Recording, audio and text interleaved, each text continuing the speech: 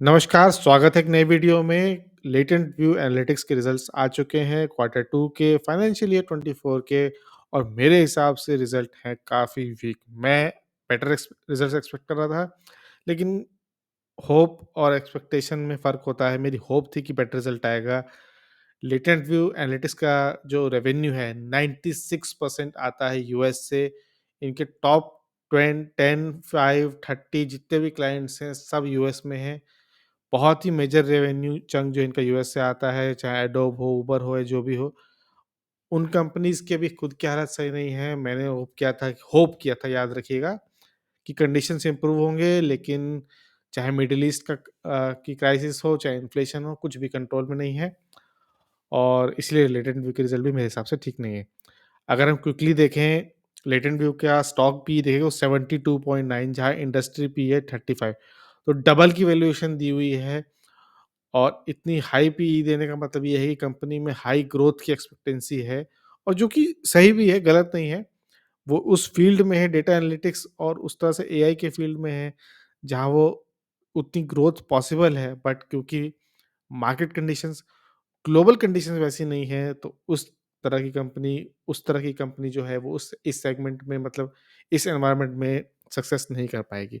अगर आप नीचे आओगे, यहाँ पीई रेशियो पे भी देखोगे तो कहीं कंट्रास्ट ही नहीं है। जहाँ ईपीएस है वहाँ पीई नहीं है, जब ईपीएस शून्य है तो पीई आसमान में बैठा हुआ है।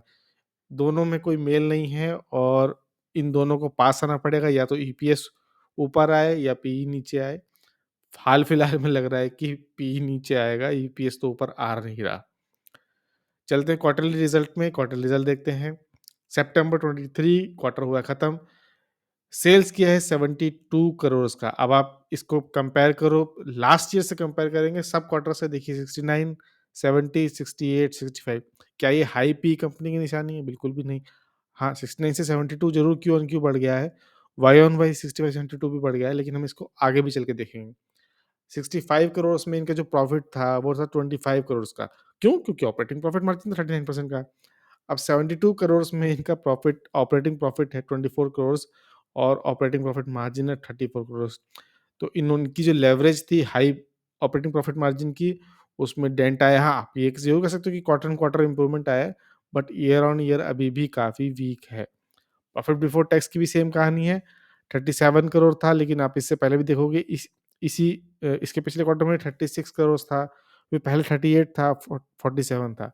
तो ऐसा नहीं है कि बहुत बढ़ गया है, लेकिन लास्ट आप 3 क्वार्टर से कंपेयर करो तो या तो बिलो है या उतना बराबर ही है। अब आप कह सकते हो कि ईयर ऑन ईयर बढ़ गया है, बट ऑपरेटिंग प्रॉफिट मार्जिन का भी यहाँ डिफरेंस है। नेट प्रॉफिट सेम कहानी। लास्ट ईयर सेम क्वार्टर में 26 करोड़ था, इस बार भी 26 करोड़ है। अब आप पिछले क्वार्टर से देखो, 26 करोड़, 26, 30 उससे कम, 37 उससे कम। तो क्या ये कंपनी हाई ग्रोथ, अपनी हाई सेल्स, अपनी हाई रेवेन्यू, अपने हाई प्रॉफिट्स दिखा रही है? बिल्कुल भी नहीं। आइए एक बार चल के देख लेते हैं इसके देख लेते हैं इन्वेस्टर्स। तो अगेन प्रमोटर्स ने हल्की-हल्की पोजीशन निम्बल थोड़ा-सा धीरे-धीरे करके कम की है, कोई ऐसा कुछ बहुत डिडक्शन नहीं। एफआईज़ ने बीच में पोजीशन ज़रूर थोड़ी-सी बढ़ाई है, कम करके अपनी। डीआईआईज़ अपनी पोजीशन कम कर रहे हैं, पब्लिक प्रमोटर बनने की कोशिश कर रही है और वो काफ़ी ज़्यादा पोजीशन पर है। कुछ भी ऐसा नहीं है। इनकी क्वार्टरली रिजल्ट्स जो इन्होंने अपनी इन्वेस्टर प्रेजेंटेशन देखी है, चाहे इसकी हो, चाहे ज़ेन टेक्नोलॉजीज़ की हो, अगर आप नए हैं फाइनेंस के से क्षेत्र में, इस सेगमेंट में, तो आप ज़रूर कीजिएगा। बहुत ही सिंपल और ईज़ी है। इस बात के लिए इनकी दाद देनी पड़ेगी। काफ़ी सिंपल, ईज़ी, बिना किसी नखरे के इन्होंने डाल दी है और इसमें कुछ जानने वाली भी बात भी है। हम कंसंट्रेशन देख रहे थे कि टॉप 20 क्लाइंट्स जो थे वो 90% थे, वो इस क्वार्टर में हो गए 92। हर तरफ इंक्रीज़ है, चाहे टॉप 10 क्लाइंट्स हो, टॉप 5 क्लाइंट्स हो, हाइली कॉन्सन्ट्रेटेड है। हाँ, आप ये कह सकते हो कि इन्होंने थोड़ा-सा अपने क्लाइंट सर्विसिंग जो है, अपने बड़े कॉन्ट्रैक्ट्स हैं, वो 10 से 11, 8 से 9 किए हैं, बट इतना फ्रूटफुल अभी रिज़ल्ट अभी आ नहीं रहा। एक इंटरेस्टिंग पॉइंट ये है कि आप इनकी स्लाइड में देखोगे, तो इनकी स्लाइड नंबर, पेज नंबर ही शायद 18 है। अगर आप इसमें देखोगे, यहाँ है strategy to grow our 3 major horizontals. तो ये अगर आप इंटरव्यू देने की कोशिश कर रहे हो और आप अच्छे फैंसी वर्ड्स बिना किसी मीनिंग के यूज़ करना चाहते हो, तो आप इस स्लाइड को पढ़ो, जहाँ इन्होंने बहुत सारे फैंसी वर्ड्स लिखे हुए हैं बिना किसी मतलब के, इनका कोई वास्तविकता से संबंध नहीं है। पर आपको पढ़ना चाहिए, समझना चाहिए कि आप कभी इंटरव्यू में आपको कोई बोल पाए तो आप ऐसे फैंसी वर्ड्स बोल पाओ। आइए चलते हैं ज़रदा के चार्ट पे, देखते हैं ज़रदा क्या बता रहा है। खोल लिया हमने ज़रदा का चार्ट। हाल-फिलहाल में थोड़ा-सा अपने 462 के पॉइंट से ये नीचे आया था और 100 डे का सपोर्ट लेके जो बड़ा फॉल आया था उसके बाद इसने हल्का सा सपोर्ट लिया 400 पे और अभी 423 पे ऊपर गया है 3.2%। शायद मार्केट होप कर रहा था कि इसका रिज़ल्ट अच्छा आएगा, पॉज़िटिव आएगा। अगर आप देखोगे तो पिछले 6 महीने में लगातार इसने हायर हाइज़ बनाने शुरू किए हैं। इतना क्लियर पैटर्न दिखा है कि पूछिए नहीं। लेकिन अब इसमें हल्का-सा डाउनफॉल शुरू हो गया है। अब देखना ये है कि यहीं से रिकवर करेगा या ये लोअर लो बनाना शुरू करेगा। अब वो मैं कह क्यों रहा हूँ? क्योंकि सिंपली हमने क्वार्टरली रिज़ल्ट देखे थे, वापस आप देख लीजिए। लास्ट सितंबर में 26 करोड़ का प्रॉफ़िट था, 2022 दिसंबर में इनका 37 करोड़ का प्रॉफ़िट था, मार्च में 30 करोड़ का प्रॉफ़िट था, जून में 26 और सितंबर में 26। तो आप कंपेयर करिए कि जून में इसका क्या प्राइस था स्टॉक का और सितंबर लास्ट ईयर में क्या प्राइस था। इसको देखने के लिए हम इसको डेली से कन्वर्ट कर लेते हैं वीकली पर और अब हम देखेंगे कि जून, आपको याद रखना है जून और लास्ट सितंबर में। तो जून में क्या प्राइस है, हम इसको स्क्रॉल करते हैं। जून में ऑलमोस्ट प्राइस इसका ₹354 और लास्ट सितंबर में देख लेते हैं, सितंबर 2022 हमको स्क्रॉल करते हुए जाना है पीछे, ये रहा सितंबर। तो यहाँ इसका कुछ प्राइस है ₹365 और अभी कितना है ₹425। जब ग्रोथ ही नहीं है, ना ग्रोथ है, ना मोमेंटम है कुछ, तो ₹325 और ₹425 में क्या फ़र्क है? तो क्या ये पॉइंट जस्टिफाई है? आपको लगता है वेल गुड, मुझे तो ऐसा लगता नहीं। डेली चार्ट पे वापस आ जाते हैं, डेली चार्ट पे देखते हैं क्या कि इसने 100 डे मूविंग एवरेज का सपोर्ट लिया है, 50 को भी के ऊपर गया है। तो एक हल्का-सा पॉज़िटिव ज़रूर है, आइए इसका देख लेते हैं। आरएसआई वगैरह भी देख लेते हैं। आरएसआई क्या कहानी बता रहा है, ये अभी भी 60 के नीचे है और एक अनडिसिसिव टाइप का है, पता नहीं चल रहा कि कहाँ जाना है।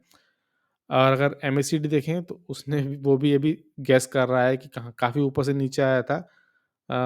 अब स्ट्रगल करने की कोशिश कर रहा है, तो कोई क्लियर पिक्चर बिल्कुल भी नहीं है। अब हम ये क्या करते हैं, अब हम लगा लेते हैं इसका पिवट पॉइंट, देख लेते हैं कि पिवट पॉइंट कहाँ पर है। तो पिवट पॉइंट से रिजेक्शन है इसको, उसके ऊपर सस्टेन नहीं कर पाया, नीचे आया और फिर ऊपर जाने की कोशिश किया लेकिन फिर रेजिस्टेंस मिला इसको, अभी रिजेक्शन है। पिवट पॉइंट है ऑलमोस्ट 427 के आसपास, वहाँ से नीचे है और अगर कल ये गैप डाउन हो या नीचे भी आए तो कोई सरप्राइज़ नहीं होगा। ये कोई भी बाय सेल रिकमेंडेशन नहीं है। आपको मेरे या किसी के भी कहने पे कभी बाय नहीं करना है, कभी सेल नहीं करना है, अपनी एनालिसिस करनी है, फिर फैसला लेना है। मेरे पास लेटेंट व्यू है, मैं बहुत ही माइन्यूट प्रॉफ़िट पर हूँ। अ, शायद मैं इससे निकलने का प्लान करूँगा और जब यूएस के इकोनॉमिक कंडीशंस ठीक होंगे तब मैं इसमें वापस एंट्री करने का प्लान करूँगा। तो यहाँ से गैप डाउन होके अगर वापस अपने सपोर्ट के पास आए 405 के आसपास तो कोई सरप्राइज़ नहीं होगा, जो इसका पहला सपोर्ट है। मुझे नहीं लगता कि पिवट के ऊपर जाएगा अनटिल अनलेस कुछ ऐसी बात इन्होंने अपनी गाइडेंस में कह दी हो जो मेरे को नहीं पता। वीकली बेसिस पे सेम पिवट चार्ट लगा लेते हैं। तो वीकली बेसिस पे आप देखोगे तो अगेन रिजेक्शन है इसको पिवट पॉइंट से और जो इसका नीचे का सपोर्ट है जहाँ इसने लास्ट टाइम भी सपोर्ट लिया था, वो था 314। इसके जो मेरे जो एक्सपेक्टेशन थे, सॉरी मेरी जो होप थी कि ये ऐसा राउंडिंग बॉटम बनाएगा, अब मेरे को ये होप जो है फेडेड लग रही है। कॉन्फिडेंस मेरा हिल चुका है। अब जब तक इसके अच्छे रिज़ल्ट उस लाइन पर नहीं आएँगे, मैं इसमें री-एंटर नहीं करूँगा। अगर ये 320 पर आके इसने कंसोलिडेट नहीं कर भी लिया, तो मुझे कोई भी सरप्राइज़ नहीं होगा।